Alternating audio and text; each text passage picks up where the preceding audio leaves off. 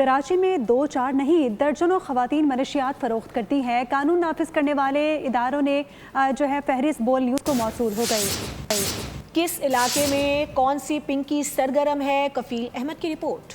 معصوم چہرے لیکن فعل اتنے گھناؤنے کہ ہر کوئی چونک اٹھے۔ شہر قائد میں منشیات فروشی کا دھندا حسینائے مکروہ دھندے میں ملوث نکلی۔ کراچی کے مختلف علاقوں میں سرگرم خواتین منشیات فروشوں کا خوفناک نیٹ ورک بے نقاب ہو گیا۔ قانون نافذ کرنے والے ادارے کی مرتب کردہ فہرست بول نیوز کو موصول ہو گئی۔